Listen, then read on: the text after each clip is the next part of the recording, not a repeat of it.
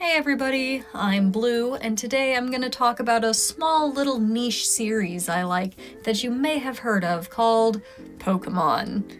Now, growing up the time I did, I have had a trainer Sona that has grown up alongside me and is now a professor.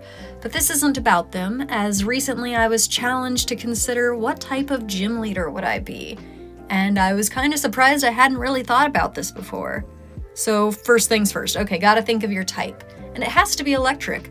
I've loved electric type Pokemon my entire life. And yet, the more I think about it, the more here in recent generations, I've become really attached to poison types. But I'm not really a toxic type person, I'm not poisonous or acidic by nature, and I'm certainly not a trained ninja, which is apparently part of the qualifications. So let's dig in, let's try to figure out how to turn myself into a poison type gym leader. Now, full disclosure right off the bat, this was not a raw attempt. I had already done the sort of concept stage trying to figure out the general vibes that I wanted.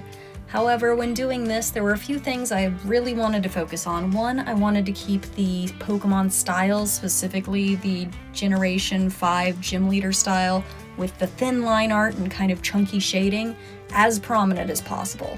Tried to replicate it to the best of my abilities, and then kind of gave up and did a few little modifications that fit my style a little bit more than their style. But overall, that was the main goal. Now, I don't know why, but for some reason I have a little bit of a reputation for being intimidating.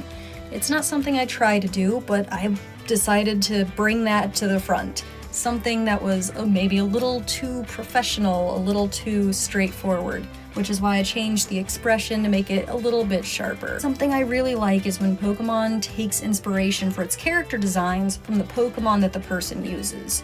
So, knowing kind of the vibes I wanted to go in with, I decided to take little aspects from each of their designs. For example, the three-prong bun in the back is intended to resemble sort of a Skuntank's tail, and all the way down at the bottom we have Toxicroak platform boots, which were very fun to design, and from my time cosplaying as Roxy, fun to wear too. And of course, no good gym leader is complete without their Pokemon leading the way, and I'm excited to get the opportunity to introduce all these little guys to you.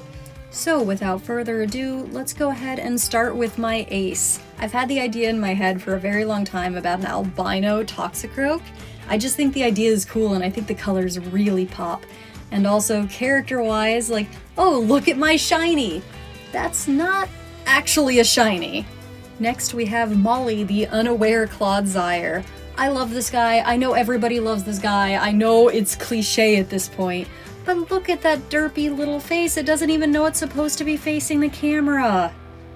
And then there's Salad Salandit. My goodness gracious, the entire time I was drawing this, all I could hear was a little voice in my head going, give me your salad, I want to lick the dressing. And I love it as just a mischievous little chaos being. And then we have Skuntank, a Pokemon that originally I loathed when it came out. I thought it was such an ugly design, but then playing Pokemon Mystery Dungeon came around to it. And Scuttle the Crobat!